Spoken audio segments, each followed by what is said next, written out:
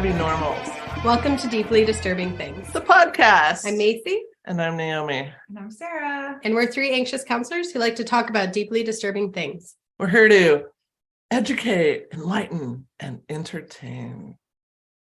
Heck yeah. Oh, yeah. Is that our new thing we say? Heck yeah. Heck yeah. Okay. So hard. I think I'm first today. You are first today. Yep. Cheers. This is great. Cheers. Oh my God. Why do I have 80 font that Macy can see? I did read that because it was 80 font and all fairness. Christ. It was literally the whole size of your screen. No, it's so big. Okay, well, I'll just cut to the chase. I'm going to talk about giants. Okay. Oh, yeah. Because giants were real. I mean, Yeah. they may still be, but giants definitely were real at one time. I'm going to focus Just stare on... like, okay. Mhm, Tell me disagree. more.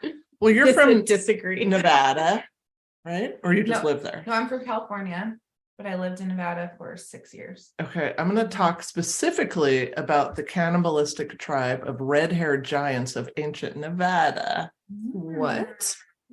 Okay. Yes. That's what I was saying. Giant skeletons have been found all over the US, actually all over the world, but I really wanted to just focus on giving a little overview of the US situation and then more details on the ancient Nevada tribe. Skeletons 7 feet tall and even taller have been reported in lots of newspapers back in the day. Oral traditions of indigenous cultures and other historical accounts. In the Ohio River Valley, which is supposed to be like where the giant culture in the US sort of started and then maybe spread out. That's one of the theories. A report from a local paper that was backed up by Scientific American, no less, Science in America. found bodies of several giants buried under a 10-foot tall mound. What constitutes a giant? Because to That was me, my my 5'3", 5'4" on a good day, 6 foot feels pretty giant. So most of the reports are between, like it can go from like 6.5 feet to 10 feet. Dang. A lot like but in that 7-8 range. Mhm. But I mean, have you seen like NBA players? Well, yeah. Animal cracker. Like they're tall. She's tall. And Animal Cracker was only 6'4", That's crazy. but on skates 6'8". Oh, wow. Right. Yeah. So 10 Okay, foot you tall called it is the gentle tall. giant. Right? Mhm. Gentle giant. Mhm. Which one? Animal cracker. Oh, I Yeah. thought you meant Andre. Oh yeah. Oh, he is also a gentle giant. I love the Princess Bird. Yes. Such a good book and movie. So these mounds, these burial mounds is a whole nother topic, but I'll touch on them just a little bit because it's important to the background and the history. Have you heard of the mounds, the giant mounds? No. This is in the US. This is like In Nevada. well, they're all over the US. Oh. This one in okay. particular is in the Ohio River Valley, but they're like the US version of the pyramids. Okay. But they're They made don't out sound of- as cool. They need to come up they're with made something out of better than dirt. that. Well, they kind of look like mounds. Mound. Like, Pyramid was a cool word for a triangle. I yeah. think we could do better than mound. Well, some of them are that same shape Mhm. as a pyramid with the base that's for Like maybe we 4x4. could do something cool called like a tirami. And people be like, why it's called that? Why is it called that? Because it's kind of like a pyramid, but not. Yeah, I think we got to consult with the tribes. Mm. I don't know. They probably have some cool word that's way better than mounds. Mhm. I just think of Sometimes you either feel like a nut. Sometimes you don't. Like Yeah, mounds? sounds- deeply Mhm. disturbing. I don't know the commercial that well. I'm enjoy. I love it. That's my favorite one. And I Okay. don't know that song. Wait. is Well, then almond- then you feel like a nut. Isn't almond joy different than mounds? Or is it the Yes, same? that's different Almond candy. Joy has nuts. Mounds Mound. don't. Okay. Mhm. I feel like a nut. I don't love those candies, by the way. I love like- almond joy. I love coconut. I'm always a Mhm. fan of I coconut like wherever that nice it little shows up. almond in there is a nice little nutty Little break. treat, Yeah, little protein. enjoy it. Mhm. Yeah. It always makes me cough though. I don't know what about that process. Interesting. Yeah, it's One female skeleton was found holding a 3.5 foot long child 3.5-foot child. How old was Long child, this? Like a baby? like a baby. It was a Like 3.5-foot bebe. Bebe. Yes, that's a big bebe. So you know me, I'm always like, I'm not going to just believe these articles that are all saying it was backed up by the Scientific American. I want to see for myself. So I went and looked at the Scientific American archives. Sure enough, I found 2 articles. One was titled Giant Skeleton Found, which I just copied and pasted. That's why it's the big 85 giant found font. It's because it's a giant name. Yeah. Giant font. So that was Giant's bones, big font. Yeah. from 1856, and then Giant's Bones from 1850.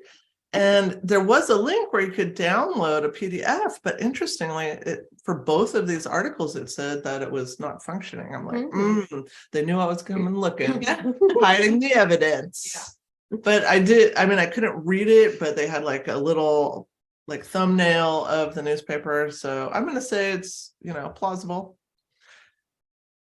Cahokia is another one of many ancient Native American sites, and this is where the Monk's Mound is located.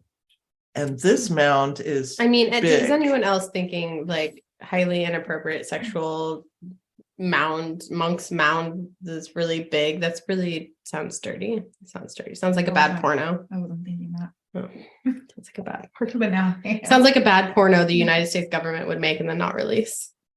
Monk's Mounds. Refer to episode. Refer back to previous episode. Yeah.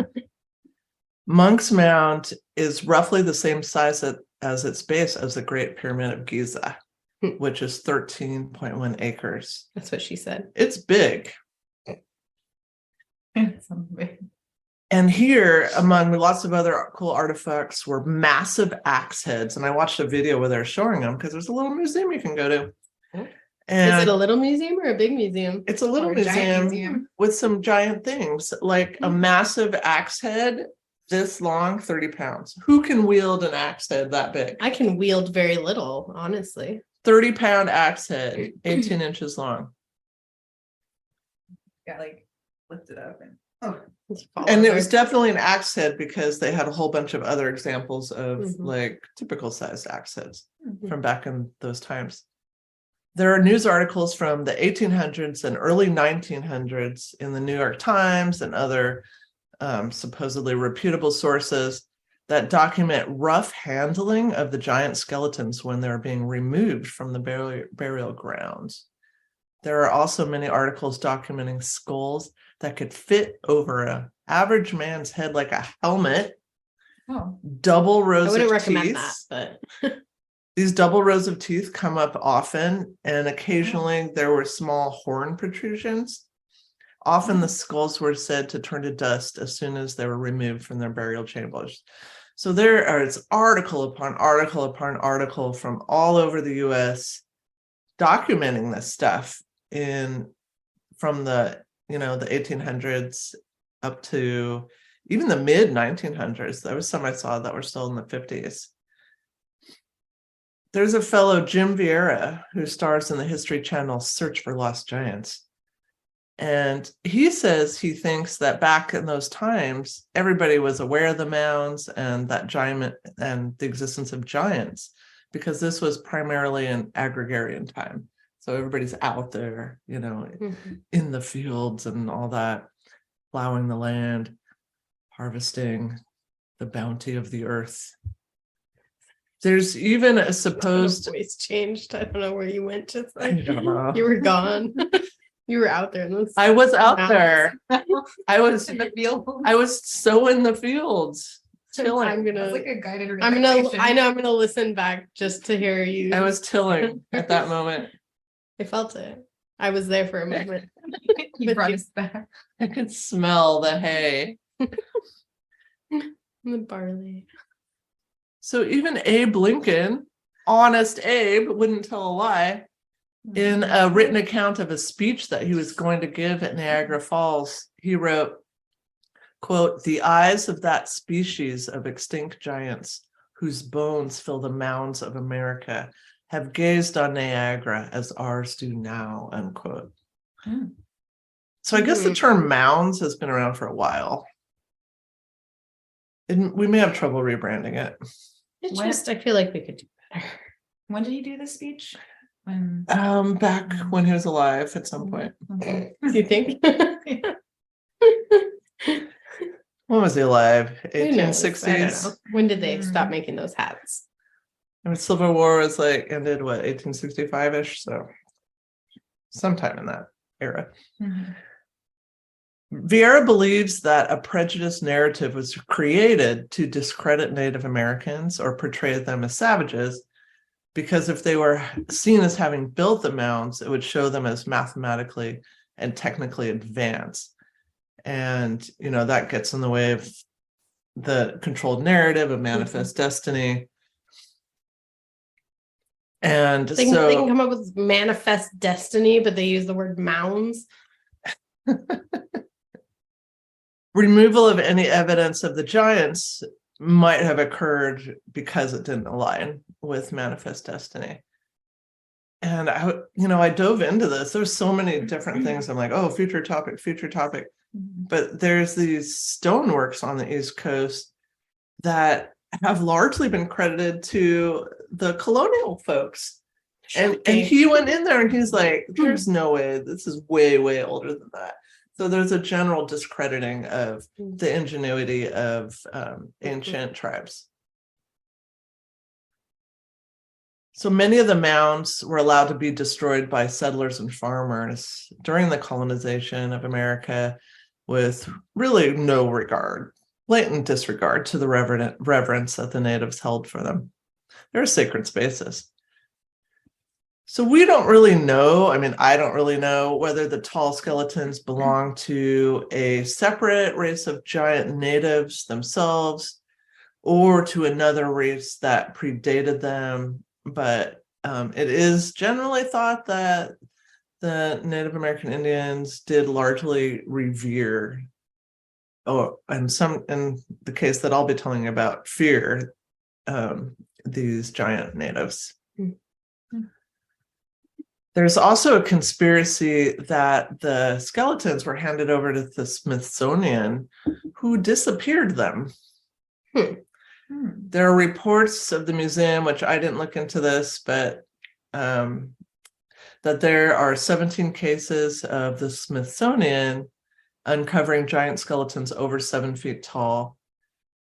And, the probability of a human growing that tall is apparently 0.000007%, meaning they would have had to excavate 2.5 million bodies to have found 17 skeletons of that size.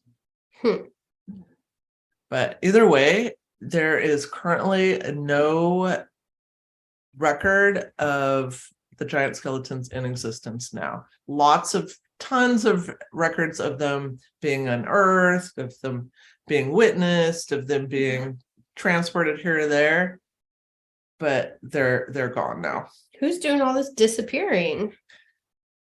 Some people have pointed some fingers at the Smithsonian, but I think that there are probably others involved. They're not that powerful. What's the motive behind that for them? To discredit. Control the narrative. For the Smithsonian? Control the narrative.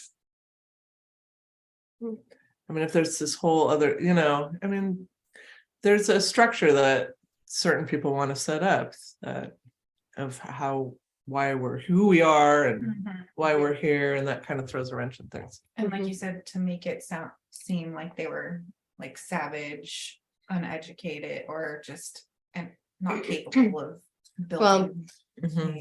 And I could see it just from the if they're like, well, that's not plausible, we're not supporting that, we don't have enough evidence, we're not going to put it in our museum, sort of thing. I could see them saying that.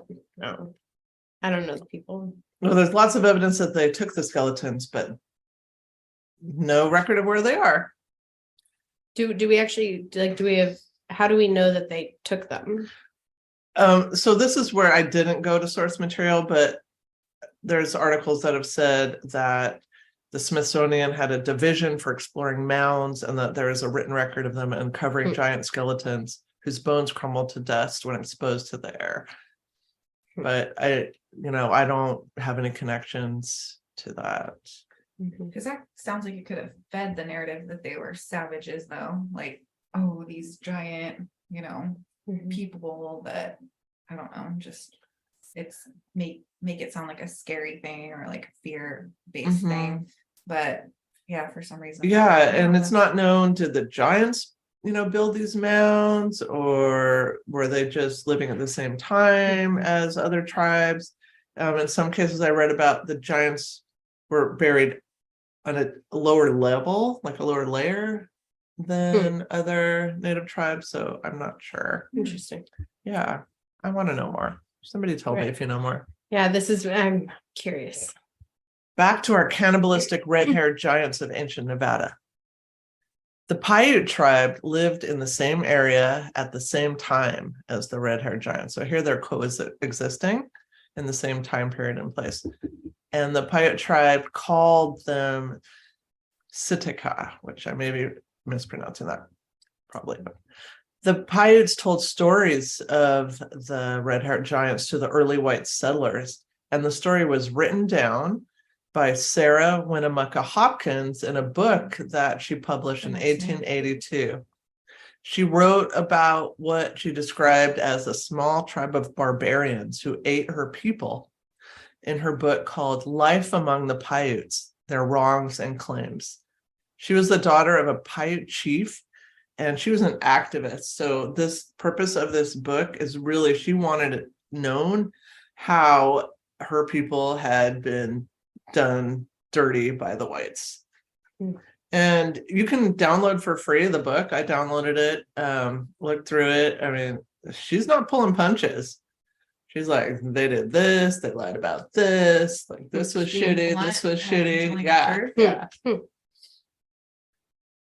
So it's important to note that Winnemucca does not use the word giants, but calls them barbarians. So I'm just going to tell a little bit of excerpts from that section of her book, because I love me some source material. Okay, so this is Sarah Winnemucca Hopkins. Among the traditions of our people is one of a small tribe of barbarians who used to live along the Humboldt River. It was many hundreds of years ago. They used to waylay my people and kill and eat them. They would dig large holes in our trails at night, and if any of our people traveled at night, which they did, for they were afraid of these barbarous people, they would oftentimes fall into these holes. That is creepy. That tribe would even eat their own dead. Could you imagine if we were walking over here from And your just house fell like we into did, a we just hole. fell into Fell into a cannibal pit. Yeah. No, Yes, they would. I don't want to imagine. They would even come and dig up our dead after they were buried and would carry them off and eat them. Now, I was reading this, I'm like, 1882, female writer, like this is graphic. I got some respects for Sarah Winnemucca Hopkins, like just telling it. My people say they were very brave.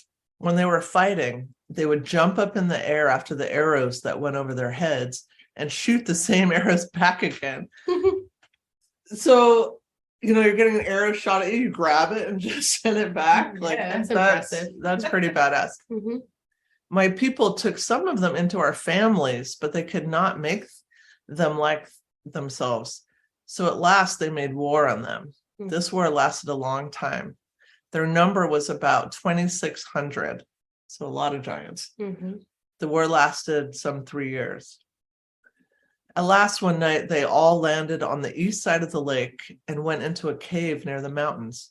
It was a most horrible place, for my people watched at the mouth of the cave and would kill them as they came out to get water.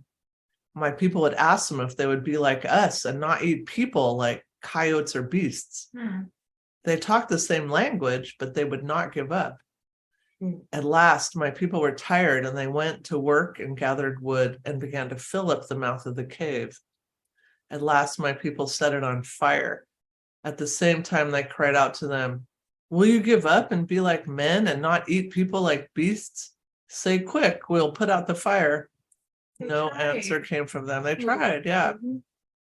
In 10 days, some went back to see if the fire had gone out. They went back to my third or fifth grandfather and told him they must all be dead. There was such a horrible smell. My people say the tribe we exterminated had reddish hair.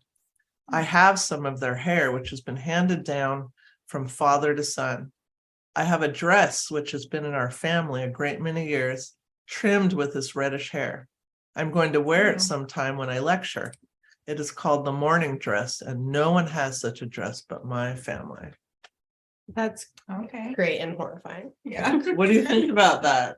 Horrifying. That account? Horrifying. Yeah. So I thought it was interesting that they speak the same language. Right. So maybe they just lived in the same small, Area. isolated geographic area for a long time. Mhm. Yeah, and then they tried to, like, quote unquote civilize them, Yeah. Mhm. Make peace but they kept eating them. and they're like, no, we like the tasty people. Quit eating us. I mean, this is like, it's like a Aw. spider in my house. I just like, if you just don't crawl on me, I won't have to set you on fire. You said spiders on fire, Macy? That's horrible. Like a torch. My God. That is brutality. Whole another level. So you might be thinking, like, okay, It this sounded is the reasonable to story. me, was my point. Okay. So is there evidence that this story is true? Yes, there is. Hmm. The site of the killing of the Satika is known today as Lovelock Cave. Have you been there, Sarah? Have you been there I'm in your not. travels? No, I want to go there now. I'd like to go though. It's in the middle of I nowheres. bet. Yeah. And you wouldn't Mm. think, whose phone is this? My phone. Look it up on Google Earth, like Lovelock Cave. That's pretty good. You wouldn't Thanks. know there was a cave there. It's really hidden. And I didn't read that whole thing. I just took out Cave bits. Lovelock? Lovelock Cave. How is it named? Google, Love? I'll go to Google How Earth. does the name Love get involved? Lovelock. Do lovers go? It had a lot of Right. names. I don't know. That's just what it's called now for the most part. Mhm. Okay, now to Google Earth. So Sarah Winnemucca Hopkins said that her people didn't even know that cave existed until the Sitka retreated there. But it's really in the middle of nowhere, and you cannot see. Yes, Lovelock Cave, Well, but there's Nevada. but just Lovelock. Oh, there it Think goes. of that movie, The Hills Have Eyes. Here we go. There you go. Well, it's a town. Is it a town? Well, we did the cave. I did put cave in and didn't come It took it away. I'd hate to. up. Rude. Well, Macy is looking up Lovelock Cave, and maybe you are too. Maybe you've beat Macy Right. to the punch. During the early part of the 20th century, archaeologists found thousands of artifacts inside this cave, which led to a lengthy excavation of the site and speculation that this Paiute story was real. Because, as white people often do, they're like, oh, it's just a legend that Sarah's telling. Because there is a Oh, I think discounting. Sarah's telling. Got it. Yeah. The other The other Sarah. Sarah. Yeah. Because like people from like what European Western kind of heritage seem to discount the credibility of oral traditions. Like, oh, if it's not written in this certain way, it can't be true. But I think we need to respect that oral traditions are a legitimate way of sharing information and documenting information. So people are like, oh, maybe what we thought was just a legend is actually real. Well, and we came across some of that when we were doing the sign language history and learning about how people have discredited sign languages as a legitimate language because it didn't follow the same grammar types as English did or French at the time. Yes, we need to expand our minds. In 1886, a mining engineer from Lovelock was told about these red-haired cannibalistic tribes by the local natives, and He went out to the site because he wanted to prove it existed. He couldn't get an archaeological dig going because, people are like, no, dude. But two miners realized, yeah, we're not really into proving giants are real. But then two miners that went up with them saw that like the whole cave was covered with guano, which is bat poop. I know that from East Ventura. Me too. That was my reference point. And what I learned is guano was an ingredient to make gunpowder, which I did not know. And so now people are motivated to go start digging up the cave. Bunch of buttholes. At that point. So in 1911, a dig was created to not do an archaeological dig, but to dig out the guano for profit. They stripped a layer of guano from the cave that was about 3 to 6 feet deep. So it was blocking the entrance of the cave. That's how much guano there was. Somebody one day is going to be like, we really need to catch some Macy poops, and all her poops have blocked the entrance of her previous home. We must excavate. Oh my God, I hope you're not going to be pooping that much. Who knows? Uncontrolled. After my body did with COVID, and I just, who knows? Whatever that one thing was I had. Norovirus. My body does amazing things. I heard it's going around the country right now. No. I have 2 staff out at work. I'm fine. Sore throat. I don't. I mean, I'm sure it's puking and pooping. No, it's like extensive body evacuation from every end all the time, and you feel like you're dying in your insides. They just went at it with a pick and shovel. Didn't, not very effective. No regard to artifacts, that might be there. Just going for the guano, just breaking shit up. Podcast name. Wait, which one? Going for the guano. But then the miners had told the University of California anthropology department, like, hey, we dug some shit up. I like that one. that one's good in context. And so the first archaeological dig of Lovelock did happen in 1912. And then a second dig took place in 1924. And then the official report by UC California was published in 1929. And, they found all kinds of cool stuff. There was approximately 10,000 archaeological specimens, including tools, bones, baskets, and weapons. There were 60 average height mummies unearthed. It's just amazing. And for their meals, right? Well, this is just average height. Yeah, but that's who they ate. That was like their snacks. Oh my gosh, maybe it was snacks. A sandal over 15 inches long was excavated. That's a big ass sandal. That's a Bigfoot. Big ass sandal. Big ass sandal. There was a donut shaped stone with 365 notches carved along the outside and 52 corresponding notches on how many people they ate? Scientists are thinking it was a calendar. Oh. Which speaks to, awareness of their bodily functions. Science. Rotates on the day. Science. So these finds were very old. Radiocarbon dating showed vegetable materials back to 2030 BCE, a human femur back to 1450 BCE, human muscle tissue back that old. All those poor people that were eaten in this cave. During the initial excavations, there were reports of mummified remains being found of 2 red-haired giants, not 1, but 2 red-haired giants.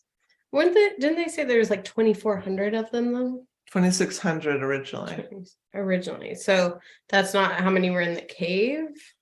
I imagine 2,600 people. Well, they went to war for 3 years, so maybe some ran away. Maybe that's some right. were killed outside the cave. That's right. Which they did. They killed them. Yeah, one was a female, 6.5 feet tall, and the other was a male over 8 feet tall. However, as I mentioned, no evidence of these skeletons where there's clear documentation of them being pulled out of this cave, being pulled out of these mounds around the country. Where are the skeletons? Where are the skeletons? Where are the Tell us. skeletons? Tell United us. States government. Who is covering this up? Which And porno why? did you not release for this one? Oh wait, we already know the monk's mound. In an article published in the Nevada Review Minor in 1931, Not Ursa Major. it was reported that ER, not OR. It was Minor lick. It was a bad joke. Oh, It's a really bad joke. I'm getting some gold. It was reported that It went good places, so I'm glad I said it. 2 very large skeletons were found near Lovelock. So these are 2 totally different skeletons.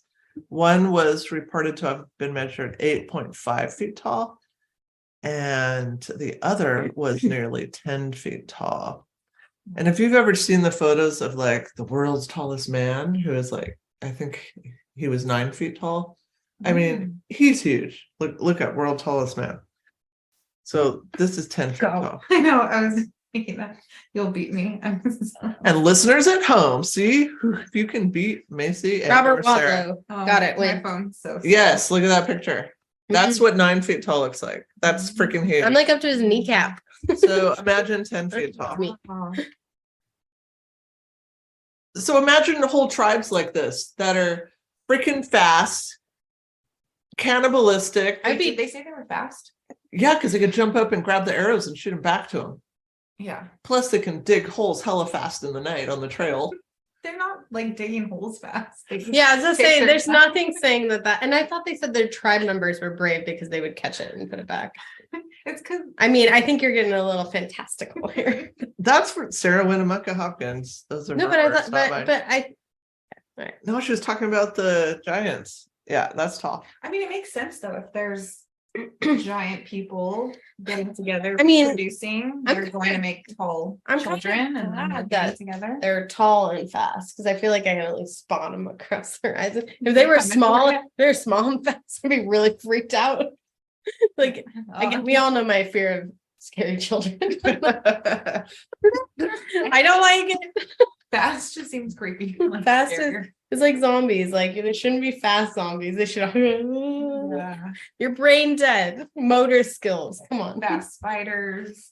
So sometimes Fast spiders get fires. people these days have double rows of teeth. Can we put that? That Double still rows of happens. So Sharks. there's a thought that maybe they're descendants of the giants because they had the double rows there of are teeth. people who, yeah, My I've seen son that. has sharp teeth. Does he? Double rows. Just 2. But the Are you a giant? You are tall. Oh my Yeah, gosh. maybe. Oh my gosh. undercover redhead.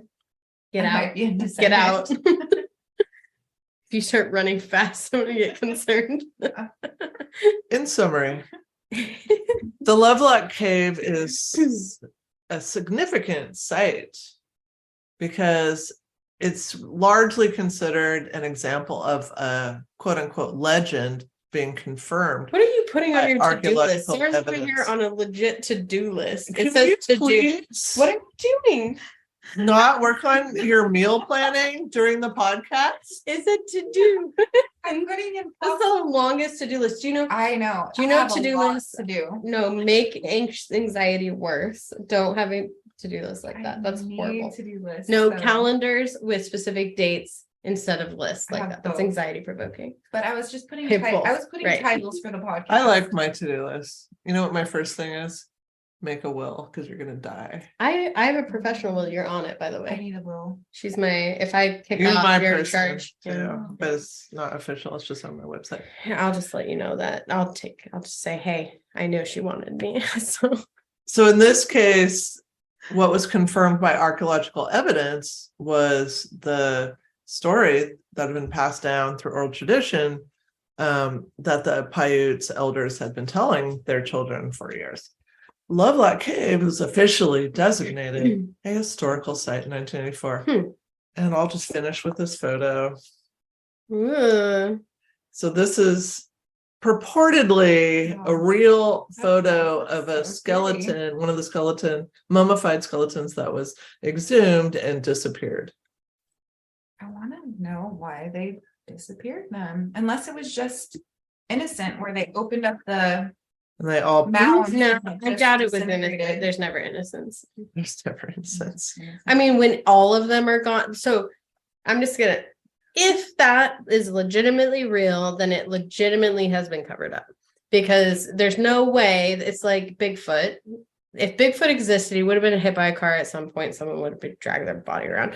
So like somebody else other than Smithsonian would have gone and dug it up. So someone intentionally has gone out and made sure that those places have been recovered and then hidden. Hopefully hidden, because then they could be recovered. I hope not destroyed, Mhm. because that would just suck. Well, I wouldn't put it past them because they're a bunch of dicks, but okay. Well, giants are real, folks. You heard it here first. Mhm. Breaking news. Don't be shocked when they come out of the mountains one day. Mhm. All right. So I was gonna print mine. What is this? Get So out you of can here. throw papers around again. Get away from me. It's my favorite thing.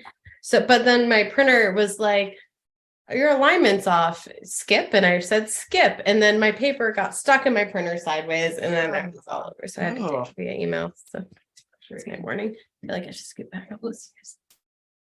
No, That makes me look like No. a giant. Are you a giant, Sarah? everything's connected. Okay. She just looks like you have a really big head. Don't give her a compliment. It looked like that on the podcast last week. I was really close, and then it would show your guys' heads all nice and proportionate, and then I would be like, I hated it. It's the angle is towards you. Just so every full See, disclosure, look, the angle has Sarah closer. It's So all if about the this angles. is here. Zoom in. Zoom in. Show Look them at what. How show 'em what Show my what? actual head. perfect. Okay, great. Okay, thanks. Okay. I'm not sure what that exercise was about, but I was Proportion. making sure Because people we're- knew I didn't have a giant head. okay. I do A giant's head or a giant's head. You already established your son has a double row of teeth. So, and you're a little tall and too pretty. How So tall are you? 5'7". That's not. Hmm. It's close. I'm 5'5" and a quarter. All right. So I found a lunchbox.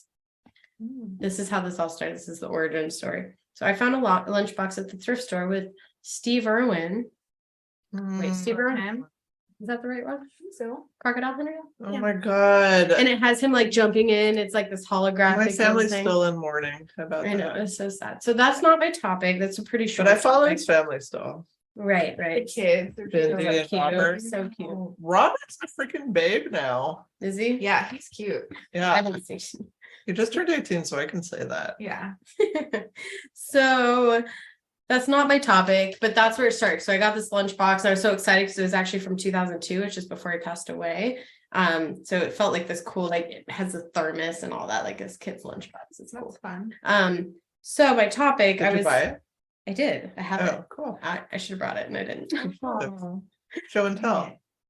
Sorry. Oh, Next show time. and tell. So I was like, oh, I'm gonna look up about how like performers die by like all the people who are on dangerous animal shows. Like, is this a thing that happens that people are dangerously involved in?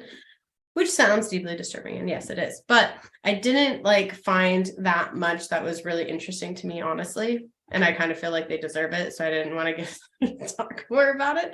So instead, though, what kept coming up over and over again is how Hollywood and entertainment treats animals.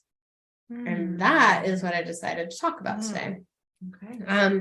So talking about specifically the entertainment industry, Hollywood movies, and the treatment of animals. And have you heard of Edison's elephant before? I have not. No. But elephants make me sad just looking at them. Yes. Because So they're so majestic and so smart and abused nice. and endangered. Mhm. Yeah. They're so good to their babies and their tribe. Yeah, And people their just like matriarch. kill them. Have you heard of Thomas Edison's elephant electrocution? No, it's terrible. Thomas Edison. I know. So Should like we all stop using Edison bulbs immediately? immediately Turn the light off. You turn the GB lights off. hipsters, get Except rid of for them. They're not that after- cute. After this, we can still use my little LED one because that's No. different. No, that one's different. No, but you know, Edison not- bulbs that are on trend. Oh, the My entire porch is covered with them. enabler. Okay, so there were let me start over. So Thomas Edison's elephant electrocution is an elephant who was killed and filmed as part of entertainment. So Terrible. Terrible. I can't even watch Dumbo. so I Topsy, cried so much. It's too sad. They make fun of And it's ears. cartoon. And I can't watch it. which one? Dumbo. Oh, yeah, makes No, me I'm cry. not Locked gonna watch his it. mom up, It's and then sad. Yeah. she's like in jail, like Yeah. and they're trying to hold each Oh, I can't. Oh, fuck that shit. I can't So watch that. this elephant Why would they do something like that? was charged with 3 deaths. Okay, so Oh, so this was like capital punishment? the 3rd death was a cruel trainer that she had who tried to feed her a lighted cigarette. Mhm.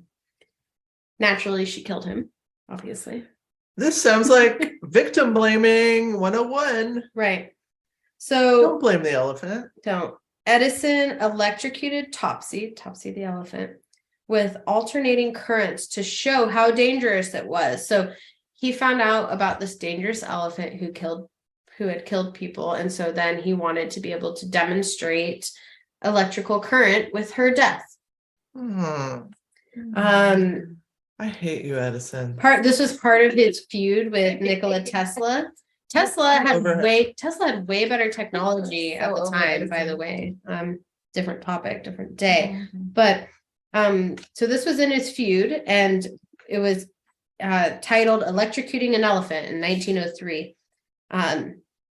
The idea was to find the most merciful way to kill Topsy was his labeling of it. Okay. And that's such a cute name. Topsy.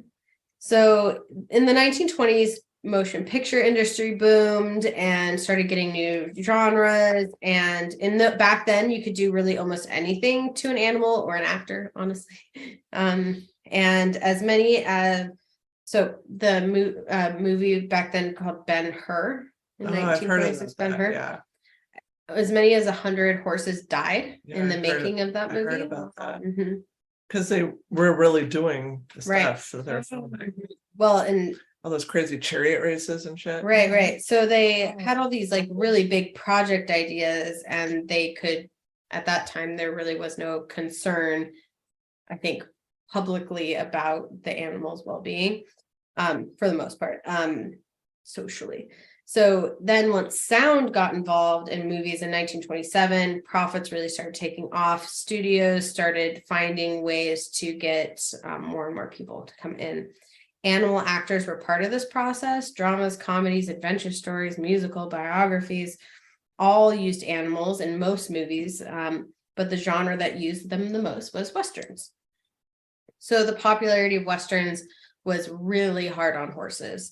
Westerns were 2030s, and then boomed in the 1940s. People were more familiar with horses then, and more attuned to the dangers of a runaway team of horses or the dangers of a horse and rider falling. So directors showed lots of falls. That was pretty common in the shows or movies. And they would use things, they were called pitfalls, or tripwires, to make horses That's intentionally so fall. mean. Mhm. So they'd have the horses, going super fast and Oh. intentionally trip them. And there were some stunt horses who would fall at a signal that were trained to do that. Trained horses jumped through windows, through flames. They leapt over wagons. They That's still would awful. rampage. Yeah, How go do they through do it now? buildings. CGI. Oh, it's not real. I mean, most of it, yeah, because there's so much more attention on animal welfare in movies now. Mhm. So most of this was regular injury and often death of horses in the Westerns. Sometimes individual horses became known and they would get kind of protected because of their fame. So they would, there was and often because the actors really liked them. So Western star William Hart had a famous Pinto Fritz. Beautifully trained, Fritz would fall on command, lie down, act as a shield in a gunfight, and play scenes with a monkey. Singer Jim McKee had a scene in which Hart rode Fritz off a cliff into a gorge, but the actor didn't want to risk hurting Fritz. Or a stunt horse, actually. So a fake Fritz was actually constructed. There you go. Hart was filmed galloping onto the edge on Fritz, at which point on cue, the horse did a fall to one side and then was led away and replaced by fake Fritz that was held up by a wire. The fake. Hart was badly shaken by the fall, even just the fall to the side, and wrote Pettering Day Mitchum and Hollywood Hoofbeats that the horse.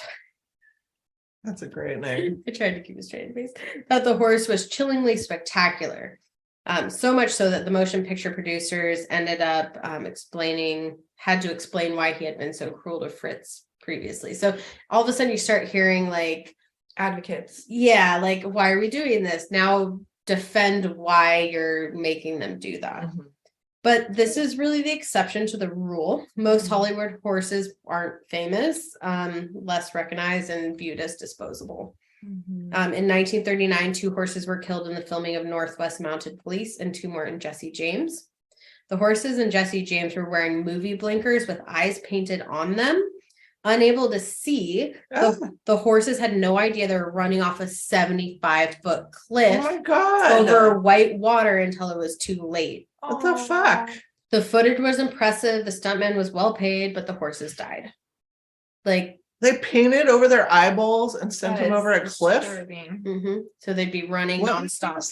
That's Jesse James. I've never seen it. I haven't either. Never will. Old Hollywood cowboy movies, but they were really, the spaghetti westerns and stuff were really popular for a very long time, actually. Probably a big money surge into Hollywood for sure. So I was like, as I was reading about this, is why my topic turned. I was like, what the? Are you kidding me? Yeah, because you're a horse person. I am a horse. And I think even if you're not a horse person, it's still like paint their cover their eyes. You've been up close and personal. I have. You're such a Californian. Been up close and personal with a horse. Yes, I did 4-H and barrel racing. Yeah. Barrel racing too. You're a woman of many talents. Yep. This was the single biggest turning point for Hollywood's treatment of animals. Word about death got out, and there was a lot of fury about this outcry. The Hayes office worked with AHA to write guidelines for animal performances. Starting in 1940, the AHA was granted access to sets. So at this point, they would insist that, there was a lot of extremes, and this is the 1940s. So a lot of extremes at the time in general. So things like making sure that marital bedrooms had twin beds. I Love Lucy. And that Betty Boop dressed more modestly. They also banned apparently animal cruelty as well. So it's the morality police, I guess. It's under the same umbrella, I guess. That seems very different. It does seem very different. Having horses run off a cliff and 2 death. Let's just put 2 twin beds.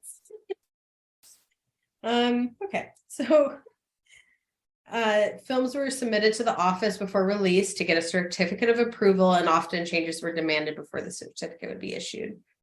My problem with this is like the film was made. Yeah, people are still making money off of the blood of the horses, right? So it's like, okay, so you don't like how that went, great, but like those 2 horses already died, so okay, yes, you make them do it different, but like they already died. So there was no accountability, right? So in 1968, the Hayes Code was dumped, mostly because it was ridiculous. Now you could have actors swear. You could ridicule the clergy. Married couples could be in the same bed. So a lot of rules were changing around that time. It was good news for movies, but not animal welfare. So unfortunately, this rule got clumped into a bunch of ridiculous things. And then they were like, so they threw that out too. Right. So the whole thing. That's how government works though. They throw these extra bills in. That's why stuff gets tied up. Right. They're So like, we'll silly. pass that if you put this on. Right. So the end of the Hays Code contributed to the rise of New Hollywood, the golden age of movie making. And younger filmmakers were creating realistic and daring movies with subtlety and less dependence on formula, and creating more and more realism, trying to do location shootings, and sadly more problems with animals started happening again. So through the final days of the 60s into the 70s, it was bleak. Some people were banned from film sets altogether, who may take issue with the animal abuse. There was a push for gritty realism, and they didn't like to be told what they could or could not do with animals. She called those the dark days because AHA wasn't on set. They couldn't prove that the two mules were killed. In the Spanish set of Patton, for example, in a movie in 1970, in a scene in which General Patton shoots two mules blocking a bridge. But Was it a snuff film? Do you know it? I mean, no, I don't think so. I've seen Patton many times. Is it a snuff film? Well, snuff film means people are killed in the thing. Oh, but you mean a horse. But were they Mules. actually killed on the set? That's what they're saying, is that they have no way to prove it because they weren't allowed to be on set during it.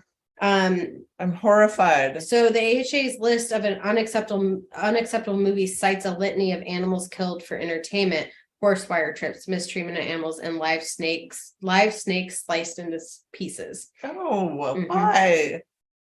That's so mean. So yeah, a lot of those movies in that era, because I like the Western stuff. You used to have that big snake. Snakes don't bother me A few at big all. snakes. I don't like watching them eat rats It's because because they don't have 8 legs. They don't go. Whoop. Yeah, so many people are terrified of snakes. They don't bother me. They don't I bother look me at at all. them. Spiders, terrified. Exactly. I've had too many on my face in this last year where it's like they're on my face and I do this. I'm like, holy shit, I no. hate them so much. I hate them. It's true. Why are they on your Some face? people are Why are they terrified on of my face? snakes? Like, Oh, I my know. grandma, sorry, I keep playing footsie with you. I know. Sorry. My grandma was terrified of snakes, and she would be like, if you had a fake one or it was on TV, she'd start screaming profanities at you. She'd get so angry, so angry. I think that there might be a religious connotation to it. Maybe. The Like serpent. evil. So to me, like when I think Westerns and I'm going like, okay, 1920s, sure. Yeah, there was animal abuse. Yeah, they thought those things were okay. It's horrific. But like time-wise, it makes sense to me. I didn't so much think about the 60s, 70s, 80s. Yeah. But it makes sense with that act going away and all of a sudden the restrictions get lifted. And we're like, more free as a society. So people are trying to test that a bit and they're more. just like not cool people Right. producing. So that gritty realism became like something that people were aiming for. Oh, so there was 2 notorious animal welfare abuse reports in Hollywood history that are well known. One was in Apocalypse Now. Do you remember that movie? Of course. 1979. So there is a real water buffalo that was slaughtered. And so movie got lots of great reviews, lot of upset. It violated the Cinematograph Animals Act. So one thing that I read, so in a different article, their justification for this was that the indigenous tribe in the area would have a sacrificial like slashing. It was true to how that would go of a water buffalo, and so it was actually picked by the indigenous tribe. But were they to doing do that? It wasn't them that did it. So this is where people are like, That's yeah, different. but no. Yeah. Like, so yes, it was picked by them. Yes, it would have died anyways, which is the cinema's excuse, is it would have died anyways. We checked with the tribe, but they hacked it to death for the movie and filmed it. And it's lacking all of the spiritual significance. Exactly. So like, just because it would have died anyways doesn't mean it was the same. Right. So which is horrifying because I don't know why, but I mentally assume that in movies when I'm watching it's fake. And to know that like something like that was Oh no, you just sat and slaughtered an animal and made me watch it. Like No, I it's a didn't sad I film. didn't consent to that trauma. Mm. Right. So Heaven's Gate, 1980. I haven't seen this movie. Have you seen it? You have? I think I have. Okay. Sounds familiar. What was it about? It's I The have name no sounds idea. familiar. It was kind of identified as a flop overall. It was a very expensive movie that failed overall. Was it? It put United Artists out of business, like the production. Was it about the company. cult? Maybe I'm thinking of the cult. Heaven's Oh, Gate. no, I think you're right. Because you're right. Because gets really gross. And so maybe that's why. Oh, that was one of my old podcast topics. Was the Heaven's Gate cult? Will you look up? These are the ones with the purple Nikes. Will you look up and see Heaven's Gate movie 1980? I can't because my phone's over there. Heaven's Gate 1980 movie. Okay, so it was not good for animals either. What? I don't remember there being Okay, and animals so in the maybe story, this, though. well, I'm curious if it's the same or not. Yeah. So there were chickens who died in staged cockfights in it. A horse was killed in an explosion. This cannot be the cult.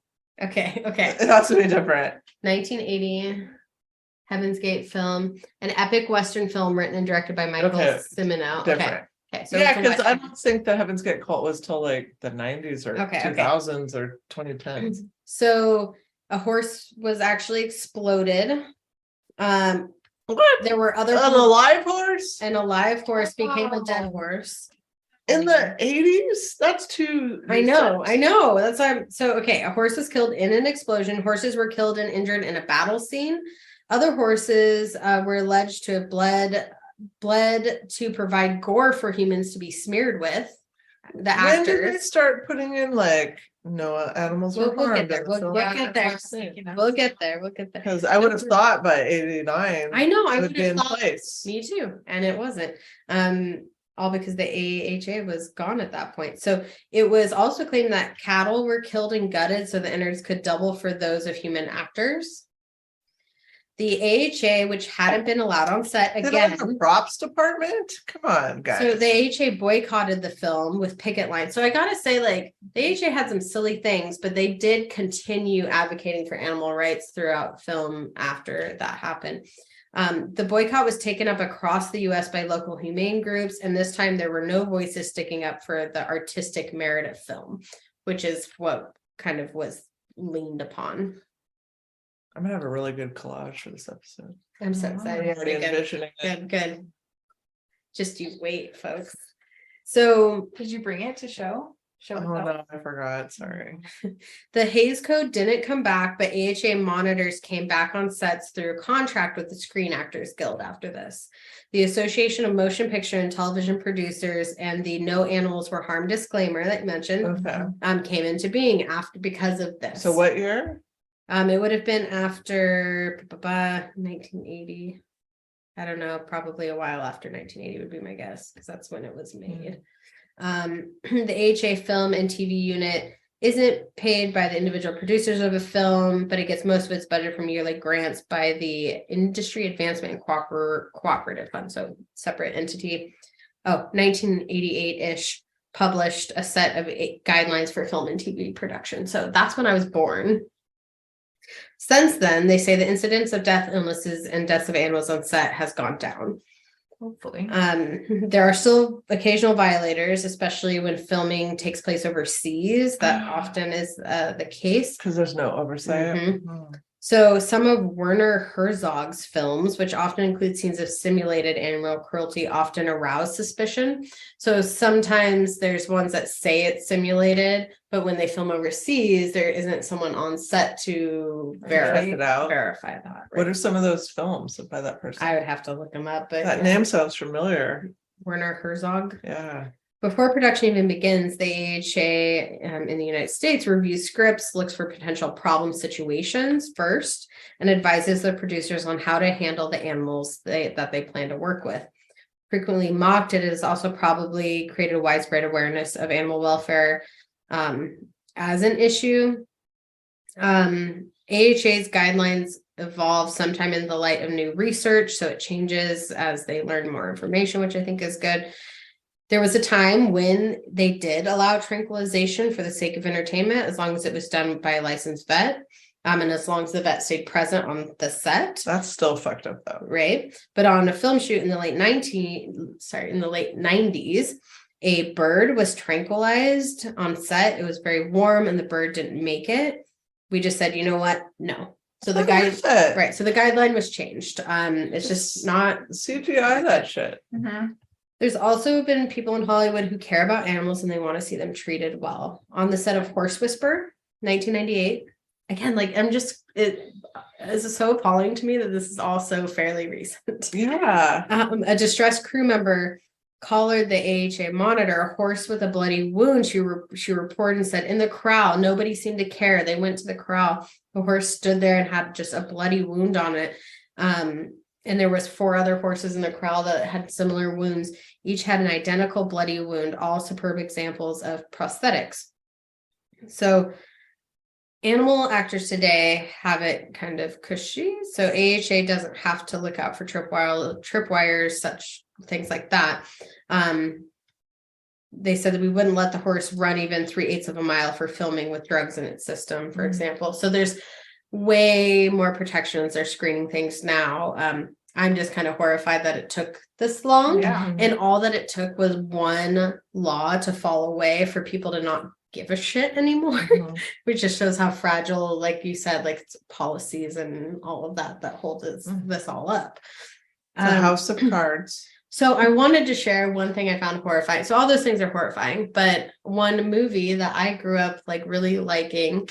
Uh-oh. I know. What? It's the one in the entire list that I was like, fuck, that I knew it. Milo and Otis. Oh, I never watched that movie. It's like a cat and a dog that like get lost in the wild. It looked so dumb to me when I came out. It's like a Homeward Bound situation, right? Okay, so I have to tell you about this. Okay. Did they kill those? Okay, no, so okay. This was originally released in Japan in 1986. So again, we're not in the US during this. The Adventures of Milo and Otis depicted best buddies, the kitten and the pug dog. It was a little pug. Oh yeah, that's right. So it was my phone's freaking out. over there. Yeah. So it was 3 years after that they released the US version. As cute as the film may be, it has a lot of rumors of animal cruelty surrounding it. So particular emphasis on a claim that 20 kittens were killed during the filming. Wait, they had a whole bunch of Otises? No. Or Milos? Milo? Was Milo the cat? Otis? I think Milo was the cat. It's been a while. So the rumors weren't substantiated, but again, it was originally filmed in Japan. And animal rights activists point at that the film's end credits don't use the standard American Humane Association disclaimer, but instead use a vague statement that says the animals used were filmed under strict supervision with the utmost care for safety and well-being. The cat's Milo. Milo. Aw, a ginger cat. Harken back to my episode on the mistreatment of redheads. I do mention how ginger cats are treated differently. It's true. So because they're saying that they did not use the statement that no animals were harmed. They use a statement that animals were under the supervision with the utmost care for their safety and well-being. Cool. Which basically means we tried. Yeah, they were under supervision with the supervisors. We tried. We cared about them. Sorry. We were like following guidelines, but didn't actually care. Right. So a lot of what made the film, if the scenes in the actual movie are pretty terrifying after I learned about the animal abuses that are probably real in those older movies. Because again, as a kid watching it, you're like, this is not real. You're telling These are yourself all that to actors. comfort yourself. Right. So there's one particular scene where the cat Milo plunges more than 100 feet off a cliff into the ocean. Just fucking throw that cat off a cliff. That's why so many kittens died. I will.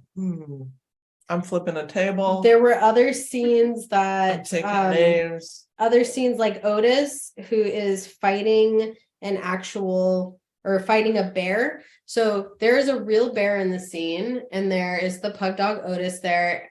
And one thing that the animal rights folks are paying attention to is the real distress that the animals are under. Like, you can train an animal to do things, but to actually show fear and You have like to scare them. right. Actually. So how and we don't know that the dogs were okay during this, but they put a bear and a dog together and filmed That usually it. doesn't end well. Right. So it's like you hope that went well and no problems were there, but there's no guarantees of that. No one was on set to verify. Somebody knows, though. I mean, they filmed the whole thing, so somebody has seen the other footage, you know. So It exists out maybe there an somewhere. investigation could be done, because I want to count. There's also Milo the cat again floating helplessly down a river and then being attacked by a crab. That's all I know about that movie, is the floating down the river scene. And it gets attacked by a crab, like actually attacked by a crab, and like Ouch. right, So they really this put a kitten crab on. It's yeah. still a little kitten paw.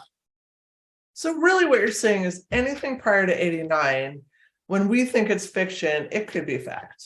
right. Horrifying. Yeah, so like, and Horrifying. it's gonna literally make me like scared to watch older movies. I know. I'm like, I won't want to. I can't. I'll think it's My real. stress. I can't watch National Geographic with like real animals being taken down, like a caribou. Like in an baby. actual natural Like, setting. yeah, it when makes me it's so like sad. when like nature just is fucking scary by The itself. cheetah takes down the wildebeest. Right. And now I have to worry that Otis is actually taking on a bear. I can't do that. You kidding me? Do you know how many stray cats I've taken in? That's my topic. So I wonder how this correlates with like animal experimentation and guidelines. Different Like future topic. if That's a whole nother thing. like when Because so you have to what- think about like the entities that care about it at the time. So this would be consumer products, probably a whole different branch of the government that oversees that. Like Mhm. the only reason animal activists got involved is because people started getting pissed. Actors, people who had influence started good. getting pissed first, and it spread. Because again, like when you're behind the screen, it's so easy to be lied to. Mhm. So, you know, unfortunately, People think that that was okay. Like, where's your heart? Well, How I do you think feel like animals are paying disposable people. like that? I think in Producers. there's a cultural aspect where Mhm. animals are just seen as to serve man. Mhm. Well, there's even some states that still view animals as property, so you could abuse your animal in theory There's because probably it's still your some property. states that see your wife as your property. Mhm. Right. Mhm. Well, on that note, If you have not listened to our last topic episode, there's only one topic because Macy had the vids. yeah. So I talked about the case of Maya Milietti, whose husband Larry finally is on trial for her murder and disappearance. And if you would like to support us, please be our patron on Patreon. It's only $1, which is minimal cost to you, but These are invaluable You have to one can. our self-esteem. Shock. Isn't it almost like $5 for one of these? It's over $5. See, for one can of wine? Yeah, Kidding so me? we need, at least help us. 15 patrons to support our We're trying real drinking. hard. Yeah. I mean, we get it, but $1 helps. You It know, you don't does. have to give us the 15, but $1 helps. No, if we had $1 And we drive out here, and we've even resorted to carpooling now because this matters to us. because yeah.